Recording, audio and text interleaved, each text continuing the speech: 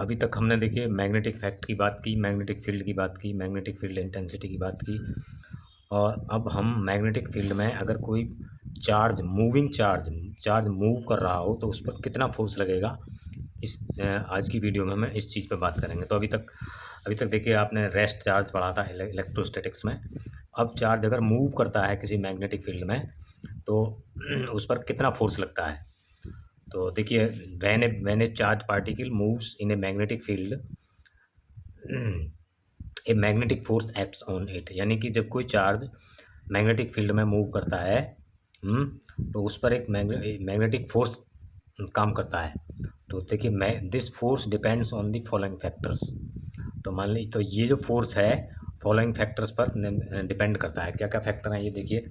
तो देखिए पहले आप इस फिगर को देखिए। इस फिगर में क्या है, ऐसे ये मैग्नेटिक फील्ड है, ये क्रॉस से दिखाया गया है। इसकी डायरेक्शन पेपर के परपेंडिकुलर नीचे की ओर है, डाउनवर्ड।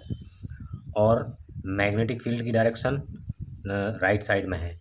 तो अब एक फोर्स जो है, एक पार्टिकल जो है वी वेलोसिटी से इस मैग्नेटिक फील्ड की डायरेक्शन से क्या है, पर्टिकुलर, ठीक है, मैग्नेटिक फील्ड की डायरेक्शन से थीटा एंगल बनाते हुए मूव करता है। तो इस पर कितना फोर्स लगेगा ये देखते हैं हम, ठीक है। तो देखो, तो देखिए ये किस किस चीज़ पे डिपेंड करता है। ये करता है it is directly proportional to the magnitude of the charge, यानी कि F is proportional to Q. Charge ज़्यादा होगा तो फोर्स भी ज़्यादा होगा, चार्ज कम होगा तो फोर्स भी कम होगा। दूसरा है it is directly proportional to the velocity of charge, यानी कि वेलोसिटी पर भी डिपेंड करता है।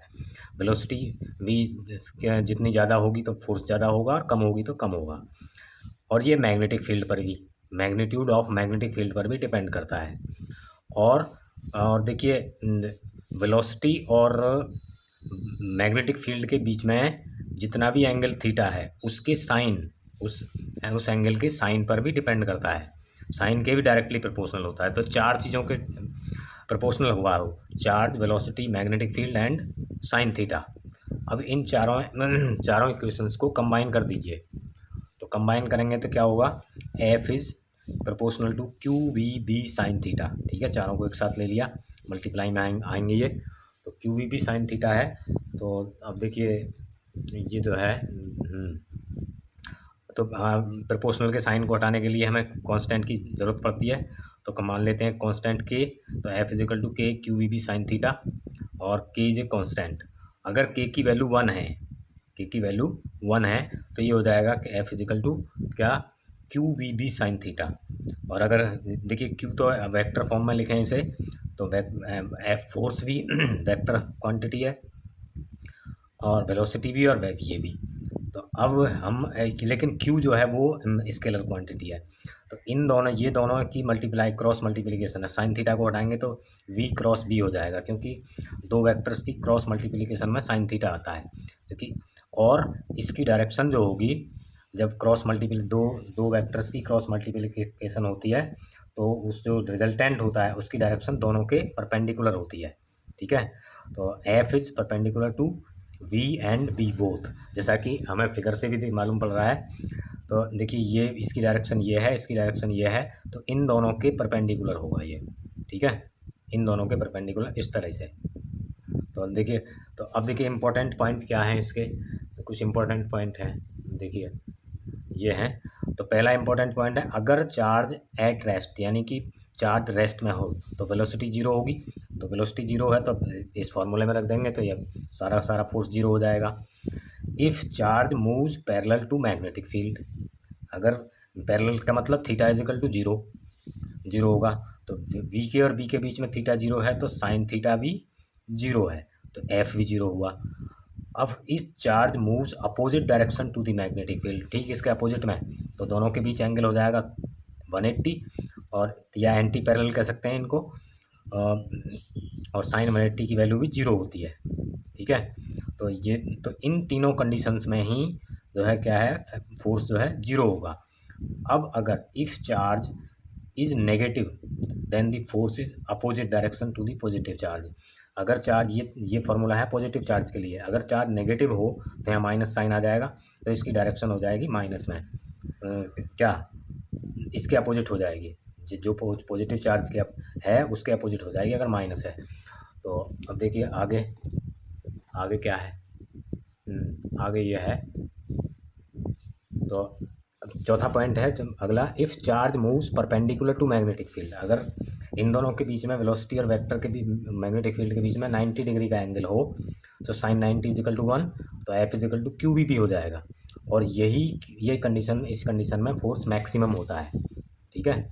और जैसा कि अब यहाँ से यूनिट ऑफ मैग्नेटिक फील्ड निकाल सकते हैं बी, तो यहाँ से इसी फार्मूले से F is equal to Q V B is equal to F upon V Q. तो यहाँ से तो यूनिट ऑफ बी आ जाएगी unit of F, unit of V and unit of Q. F की यूनिट न्यूटन है, ठीक है, और इसकी यूनिट है कूलाम और इसकी है मीटर पर सेकेंड। तो ये हो जाएगी newton second coulomb metre, second ऊपर चला जाएगा, न्यूटन सेकेंड कूलाम मीटर, और इसी को हम टेस्ला कहते हैं। और ये होता है वेबर, इसको वेबर पर मीटर स्क्वायर भी है इसका यूनिट। तो 1 tesla is equal to 1 newton second coulomb metre, या इसे 1 वेबर पर मीटर स्क्वायर भी कह सकते हैं। टेस्ला बड़ा यूनिट है, इसका CGS सिस्टम में यूनिट है गॉस, और एक गॉस बराबर होता है 10⁻⁻4 टेस्ला, ठीक है। या इसका उल्टा करते हैं तो एक टेस्ला में 10⁻4 गॉस होंगे। और ये चीज़ याद रखिए, अर्थ हमारी जो अर्थ है उसका भी मैग्नेटिक फील्ड होता है, वो होता है 3.6 इंटू 10⁻⁵ टेस्ला, ठीक है। तो अब डेफिनीशन ऑफ 1 टेस्ला भी यहाँ से आ जाती है। तो डेफिनीशन ऑफ 1 टेस्ला क्या है, तो डेफिनीशन 1 टेस्ला की डेफिनीशन भी पूछ लेता है। अगर उस ऊपर वाले फार्मूले हम Q is equal to 1 coulomb, V is equal to 1 metre पर सेकेंड और and F is equal to 1 newton रखें, तो B इजिकल टू और थीटा इजिकल टू 90 है, यानी कि परपेंडिकुलर हो, तो B की वैल्यू, इन सब की वैल्यू 1 आ जाएगी, तो 1 टेस्ला आ जाएगा। तो यहाँ से 1 टेस्ला, तो इसको हम वर्ड्स में लिख सकते हैं कैसे, when the force acting on a unit on a unit charge moving perpendicular to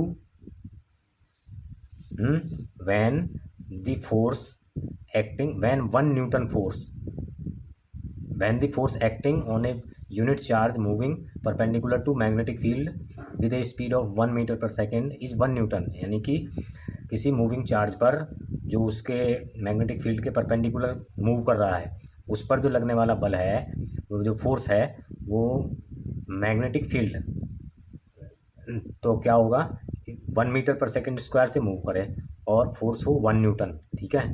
तो इट विल भी क्या होगा, परपेंडिकुलर भी आ गया, 90 भी आ गया इसमें हैं, और देखिए वेलोसिटी भी आ गई और फोर्स भी आ गया 1 न्यूटन, और क्या है यूनिट चार्ज भी आ गया। तो तब मैग्नेटिक फील्ड क्या होगा, 1 टेस्ला होगा। तो ये इस तरह से आपको वर्ड्स में लिख देनी है। तो अब एक और टॉपिक आता है, एक और 2 नंबर में पूछ ली जाती है, लोरेंज फोर्स क्या होता है। लोरेंज फोर्स है आपका, देखिए, when A point charge Q moves with velocity V in presence of both electric field E and magnetic field B, जब इलेक्ट्रिक फील्ड भी हो और मैग्नेटिक फील्ड भी हो, तो तब दोनों की प्रेजेंस में कोई चार्ज Q V वेलोसिटी से मूव करे, तो then the force acting on the charge is called Lorentz force, और it is denoted by F से डिनोट करते हैं इसको। तो देखिए, जब कोई चार्ज जो है इलेक्ट्रिक फील्ड और मैग्नेटिक फील्ड दोनों में मूव करे, तो उस पर जो फोर्स लगेगा उसको लोरेंज फोर्स कहते हैं। तो Lorentz force F is equal to होता है FE, क्योंकि इलेक्ट्रिक फील्ड भी उस पर फोर्स लगाएगा और मैग्नेटिक फील्ड भी फोर्स लगाएगा, तो दोनों का सम होगा। तो इलेक्ट्रिक फोर्स क्या होता है QE, और ये क्या होता है अभी निकाला है Q into V into B, तो Q कॉमन ले लो, तो F इजिकल टू हो जाएगा E plus V cross B। ये अगर किसी कंडीशन में E 0 हो जाए तो तब तो केवल मैग्नेटिक फील्ड रह जाएगा, तो तब कहते हैं इसको मैग्नेटिक लोरेंज फोर्स, ये हो जाएगा। तो ठीक है, तो ये यहाँ तक क्लियर है, तो ठीक है।